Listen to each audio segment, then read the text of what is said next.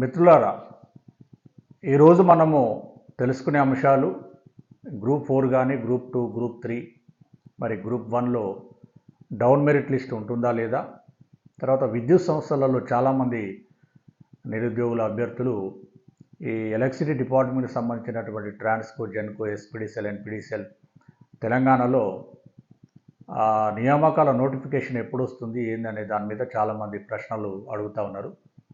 అదేవిధంగా ఈ మధ్య కాలంలో చాలామంది అభ్యర్థులు ఈ గ్రూప్ 4లో డౌన్ మెరిట్ లిస్ట్ కానీ, గ్రూప్ 3లో కానీ, గ్రూప్ 2లో కానీ ఉంటుందా లేదా సార్ అని చాలామంది అడుగుతూ ఉన్నారు. ఈ అంశాలను మనం తెలుసుకునే ప్రయత్నం చేద్దాం. ఇటీవలనే మన గౌరవ తెలంగాణ హైకోర్టు జస్టిస్ నామవరపు రాజేశ్వరరావు గారు ఈ గురుకుల డౌన్ మెరిట్ లిస్ట్ మీద ఒక హిస్టారికల్ జడ్జిమెంట్ ఇవ్వడం జరిగింది. ఈ గురుకులాల్లో దాదాపుగా 9,200 పైగా నియామకాలు చేపట్టింది కాంగ్రెస్ పార్టీ. అధికారంలో రాగానే కూడా దాదాపుగా 9,200 మందికి అపాయింట్మెంట్స్ ఇవ్వడం జరిగింది. దాని లోపల సుమారుగా 1,800 పోస్టులు ఈ ఒకే అభ్యర్థి 2 పోస్టులు 3 పోస్టుల కంటే ఎక్కువ సెలెక్ట్ అవ్వడం వల్ల మిగిలిపోయినాయి. ఆ ఫాలోఅవుట్ వేకెన్సీస్ ఏవైతే ఉన్నాయో, అవైతే నాన్ జాయినింగ్ వేకెన్సీస్ ఏవైతే ఉన్నాయో వాటిని పిటిషనర్ల చేత భర్తీ చేయాలని చెప్పించి ఆర్డర్ ఇవ్వడం జరిగింది. మరి పిటిషనర్స్కే ఆర్డర్ ఇవ్వడం వల్ల మళ్ళీ కొంతమంది కూడా హైకోర్టుకి అప్రోచ్ అవుతున్నట్లుగా సమాచారం ఉంది.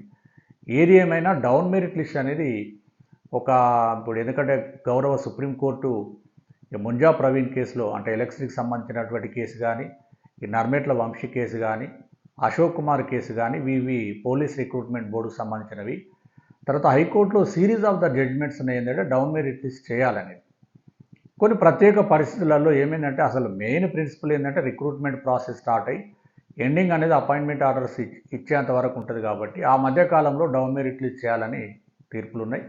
అయినా కొన్ని ప్రత్యేకమైన పరిస్థితులలో ఇలా గురుకుల రిక్రూట్మెంట్ బోర్డును కూడా డౌన్ మెరిట్ లిస్ట్లో పిటిషనర్స్ చేత, మెరిట్లో ఉన్న వాళ్ళ చేత భర్తీ చేయాలని చెప్పేసి, ప్రక్రియ అంతా కూడా 6 నెలల్లో పూర్తి చేయాలని చెప్పేసి జడ్జిమెంట్ ఇవ్వడం జరిగింది. ఈ క్రమం లోపల చాలామందికి ఆశలు ఏంటంటే, గతంలోనే మనం చూసినాము, మనకు ఈ పబ్లిక్ సర్వీస్ కమిషన్ కూడా ఈ గ్రూప్ 1 ఫిలప్ చేసిన తర్వాత గ్రూప్ 2, గ్రూప్ 2 తర్వాత గ్రూప్ 3, గ్రూప్ 3 తర్వాత గ్రూప్ 4 చేస్తామన్నారు. మరి ఏమైందో మొత్తానికి ఈ కేసులు, ఈ రిక్రూట్మెంట్ ప్రాసెస్ డిలే కాకుండా ఉండాలనే ఉద్దేశంగా ముందు గ్రూప్ 1 అయిపోయింది.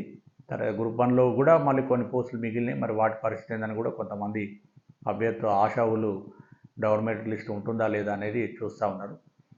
ఎందుకంటే మెరిట్లో ఉన్న అభ్యర్థులు గ్రూప్ 1, గ్రూప్ 2, గ్రూప్ 3 అన్ని పోస్టులు కూడా కొట్టిన వాళ్ళు ఉన్నారు.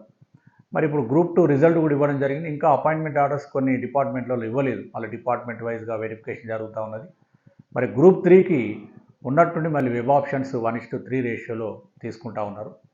ఈ క్రమం లోపల చాలామంది గ్రూప్ 3 అభ్యర్థులు ఈ గ్రూప్ 2 అపాయింట్మెంట్ ఆర్డర్స్ ఇమీడియట్గా ఇస్తే కనీసం ఆప్షన్లో కూడా ఎవరు పాల్గొనకుండా ఉంటారు సార్, మరి ఇంకా చేస్తున్నారు లేదంటే ఇంకా అది మన చేతిలో పని కాదు. అసలు ఈ డౌన్ మెరిట్కి సంబంధించినటువంటి అడ్డంకి ఏంటంటే, ఇవాళ జీవో 81 తర్వాత జీవో 544 అనేది నిరుద్యోగుల పాలిట శాపంగా మారింది. మరి ఈ 2 జీవోల మీద అటు సుప్రీంకోర్టు ఉత్తర్వులు ఉన్నాయి, ఇటు హైకోర్టు ఉత్తర్వులు ఉన్నాయి. వీటిని బేస్ చేసుకొని ఆ జీవోలను రద్దు చేసి కొత్తగా ఒక జీవోను గైడ్లైన్స్ ఇస్తే బాగుంటుందనేది నా యొక్క అభిప్రాయం. అదేవిధంగా పబ్లిక్ సర్వీస్ కమిషన్ కూడా ఆ రూల్ 6A డిలీట్ చేయడం జరిగింది. అంటే రిలింగ్విష్మెంట్ ఆప్షన్. సరే, రిలింగ్విష్మెంట్ ఆప్షన్ పక్కకు పెట్టినా ఈ డౌన్ మెరిట్ లిస్ట్ అనేది చాలా క్లియర్గా ఎస్టాబ్లిష్డ్ లా కాబట్టి దానికి అనుగుణంగా ప్రభుత్వం కనుక నిర్ణయం తీసుకొని ఒక జీవో ఇచ్చినట్లయితే అన్ని రిక్రూట్మెంట్ ఏజెన్సీస్కి, అంటే ఇంక్లూడింగ్ పబ్లిక్ సర్వీస్ కమిషన్ కూడా సులభంగా అయిపోతుంది. ఈ డౌన్ మెరిట్ లిస్ట్ కనీసం ఒక నోటిఫికేషన్ ఇచ్చినప్పుడు ఆ నోటిఫికేషన్లో ఇచ్చిన అన్ని పోస్టులను 90%, 99% భర్తీ చేసే విధంగా, అంటే ఒక ఫస్ట్ 1:1 డిక్లేర్ చేసిన తర్వాత ఆ మిగిలిన ఉద్యోగాలను డౌన్ మెరిట్ లిస్ట్ లోపల ఒకసారి, రెండోసారి ఒక 1 మంత్ గ్యాప్లో కనుక ఫిలప్ చేసినట్లయితే నిరుద్యోగులకు న్యాయం జరుగుతుంది, నెక్స్ట్ మెరిట్లో ఉన్న వాళ్ళకి న్యాయం జరుగుతుంది. అది పర్మనెంట్ సొల్యూషన్ అవుతుంది. అంతేగాని నోటిఫికేషన్ ఇవ్వడము, అభ్యర్థులు అటెండ్ అవ్వడం, 1:1 సెలెక్షన్ అయిపోయిన తర్వాత మళ్ళీ డౌన్ మెరిట్ కావాలని నిరుద్యోగులు కోర్టులలో కేసులు వేయడం, డబ్బులు వృధా, సమయం వృధా, అంతకంటే కూడా మానసిక వేదన అనేది చాలా ఇంపార్టెంట్. మరి దీని మీద ప్రభుత్వం వెంటనే కూడా చర్యలు తీసుకుని ఆ జియో 81 జియో 544 ఇవి ఎప్పుడో 1997, 98లో ఇచ్చినవి. దాదాపు 30 సంవత్సరాలు అవుతున్నది ఆ జియోలు ఇచ్చి. ఆ కాలం చెల్లిన జియోలను ఇంకా కంటిన్యూ చేయడం అనేది మంచిది కాదు. ఆ 2 జియోలను సపరేట్ చేస్తూ ఒక కొత్త జియోని తీసుకొస్తే ఆ జియోని నోటిఫికేషన్లోనే కనుక మెన్షన్ చేసినట్లయితే 1:1 సెలక్షన్ తర్వాత వితిన్ 30 డేస్ గ్యాప్లో రెండోసారి మూడోసారి డౌన్ మెరిట్ లిస్ట్ ఇచ్చే విధంగా చేసి మొత్తం ఆ నోటిఫై అయిన వేకెన్సీలను భర్తీ చేస్తే బాగుంటుంది అనేది నా యొక్క అభిప్రాయం. మరి గ్రూప్ 1 విషయానికి చాలామంది అభ్యర్థులు అడుగుతున్నారు, గ్రూప్ 3, 4లో ఇస్తారా సార్, 2లో ఇస్తారా? ఇవన్నీ ఏమి ఇయ్యరు కోర్టు. ఎందుకంటే మీ నోటిఫికేషన్లోనే జియో 81 గురించి చెప్తున్నారు కాబట్టి జియో 81 నోటిఫికేషన్లో ఇచ్చిన తర్వాత వాళ్ళకే వాళ్ళు అటు పబ్లిక్ సర్వీస్ కమిషన్ కానీ రిక్రూట్మెంట్ ఏజెన్సీస్ ఏదైనా కూడా వాళ్ళకే వాళ్ళు డౌన్ మెరిట్ లిస్ట్ చేయరు అంటిల్ అన్లెస్ హైకోర్టు కానీ సుప్రీంకోర్టు ఆర్డర్స్ పాస్ చేస్తేనే చేస్తారు. అందుకని ప్రభుత్వం నిర్ణయం తీసుకొని ఫైనల్గా దీని సమస్యకు పరిష్కారం చూపిస్తే బాగుంటుంది నా యొక్క అభిప్రాయం. అటు గ్రూప్ 4లో మరి డౌన్ మెరిట్ లిస్ట్ కావాలని కేసులు ఉన్నాయో లేవో నా దగ్గర అయితే సమాచారం లేదు. అటు గ్రూప్ 2 కానీ గ్రూప్ 1 కానీ గ్రూప్ 3 కానీ ఏదైనా కూడా మనకు సమాచారం లేదు. గతంలో public service commission, Telangana public service commission చెప్పినట్లు గ్రూప్ 1, గ్రూప్ 2, గ్రూప్ 3 ఒక సీక్వెన్స్లా డిసెండింగ్ ఆర్డర్లో అపాయింట్మెంట్ ఆర్డర్స్ ఇమ్మీడియట్గా ఇస్తే బాగుంటుందనేది నా యొక్క అభిప్రాయం. మరి ఇటు విద్యుత్ సంస్థలలో టెక్నికల్ పోస్టులు అసిస్టెంట్ ఇంజనీర్ కానీ లేదా ఈ జూనియర్ లైన్మెన్స్, ముఖ్యంగా జూనియర్ లైన్మెన్లు పెద్ద సంఖ్యలో జూనియర్ లైన్మెన్ అయితే దాదాపుగా ఎన్పిడిసిఎల్లో నార్థన్ పవర్ డిస్ట్రిబ్యూషన్ కంపెనీలో 2000కు పైగా ఉద్యోగాలు వేకెన్సీలు అంటే నోటిఫికేషన్ రెడీగా ఉంది. ఇటు సదరన్ పవర్ డిస్ట్రిబ్యూషన్ కంపెనీ లిమిటెడ్లో అంటే ఎస్పీడిసిఎల్లో 1600కు పైగా జూనియర్ లైన్మెన్ పోస్టులు. ఇది ఐటీఐ ఎలక్ట్రీషియన్ క్వాలిఫికేషన్ దీనికి ఇవి ఉద్యోగాలు.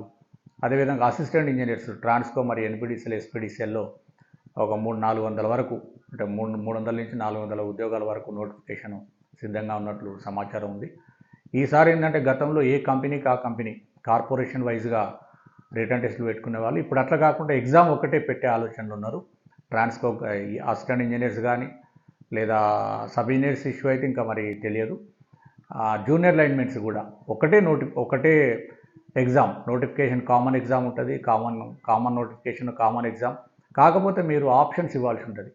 ఏ కంపెనీకి ముందు ప్రిఫరెన్స్ అనే దాని మీద మళ్ళీ presidential order, rule of reservation ఇవన్నీ కూడా యథాతథంగానే ఉంటాయి. అభ్యర్థులు ఇచ్చినటువంటి ప్రిఫరెన్స్ మేనర్లో అంటే ఎగ్జామ్ ఒకటే ఉంటుంది. దీంతో ఏంటంటే అభ్యర్థులకు 4 ఎగ్జామ్స్ రాసే విధానం తప్పిపోతుంది. ఒకే ఎగ్జాము, ఒకటే సిలబస్. తర్వాత మీరు ఆన్లైన్ అప్లికేషన్ చేసే ముందు ఈ నాన్ క్రిమిలేరా కాదనేది కొంచెం స్పష్టంగా చేయాలి. మీ లోకల్ జిల్లా ఏందనేది స్పష్టంగా చెప్పాలి. కొన్ని తప్పులు చేయకుండా నోటిఫికేషన్ ఇచ్చిన తర్వాత పూర్తిగా స్టడీ చేసి చేయాల్సినటువంటి అవసరం ఉంది. మరి ఎప్పుడు అనేది మాత్రం అభ్యర్థులు అడుగుతున్నారు. ఎప్పుడు అంటే ప్రభుత్వ నిర్ణయం, తర్వాత యాజమాన్యాల నిర్ణయం. అందులో ముఖ్యంగా విద్యుత్ సంస్థలలో రిక్రూట్మెంట్లు అన్నీ కూడా ట్రాన్స్పరెన్సీగా జరుగుతాయి. ఈ దళారుల మధ్యలో ఉద్యోగాలు ఇప్పిస్తామంటే మోసపోకండి. అలాంటివి ఏమన్నా మీ దగ్గర ఉన్నట్లయితే ఇమీడియట్గా యాజమాన్యాలకు తెలియజేయండి లేదా ప్రభుత్వానికి తెలియజేయాలని తెలియజేస్తూ దాదాపు ఇప్పుడు ఎలక్షన్ కోడ్ కూడా లేదు కాబట్టి త్వరలోనే నోటిఫికేషన్లు వస్తాయనేది ఆశిద్దాం. అదేవిధంగా ఈ డౌన్ మెరిట్ లిస్ట్ మీద కూడా ప్రభుత్వము ఒక నిర్ణయం తీసుకోవాలి. మరి గ్రూప్ 4లో వస్తుందా, గ్రూప్ 2లో వస్తుందా, ఇవన్నీ క్వశ్చన్స్ అడుగుతూ ఉన్నారు. ఎక్కడ కూడా నోటిఫికేషన్లోనే జియో 81 మెన్షన్ చెప్పిన తర్వాత ప్రత్యేకంగా వాళ్ళు చేయరు, కోర్టులకు వెళ్తే తప్ప. వాళ్ళ కోర్టులకు వెళ్ళడము, కోర్టులో సమయం వృధా, డబ్బు వృధా, ఇట్లా నిరుద్యోగులకు కొంత ఇబ్బంది మాత్రం కలుగుతూ ఉంది. ఏదేమైనా ఈ లేటెస్ట్ ఇన్ఫర్మేషన్ తోటి కొంత మీకు చెప్పే ప్రయత్నం చేస్తున్నాను. అదేవిధంగా నా యొక్క వీడియోలు నేను చేసే ఏరియా కూడా ఏంటంటే భారతదేశము, కుల వ్యవస్థ, రిజర్వేషన్లు, అదేవిధంగా కొన్ని సామాజిక అంశాల మీద వీడియోలు చేస్తున్నాను. తప్పకుండా విద్యార్థులు, మేధావులు అందరూ కూడా నా ఛానల్ ఎవరైతే నా వీడియోలు చూస్తున్నారో వీరందరూ కూడా సబ్స్క్రైబ్ చేయని వాళ్ళు తప్పకుండా ఛానల్ని సబ్స్క్రైబ్ చేయండి. మీకు నచ్చిన వీడియోలు ఏదున్నా కూడా మీ మిత్రులకు, ఇతర గ్రూపులలో షేర్ చేయాలి. లేదంటే ఈ ఇంట్రెస్ట్ కూడా ఉండదు, వీడియోలు చేయడం ఇంట్రెస్ట్ ఉండదు. ఎవరు చూడకపోతే ఇంట్రెస్ట్ ఉండదు కాబట్టి మీకు అవసరమున్న సబ్జెక్టే చూడండి. మీ సమయం కూడా వృధా చేసుకోవద్దని తెలియజేస్తూ ముగిస్తున్నాను. Thank you.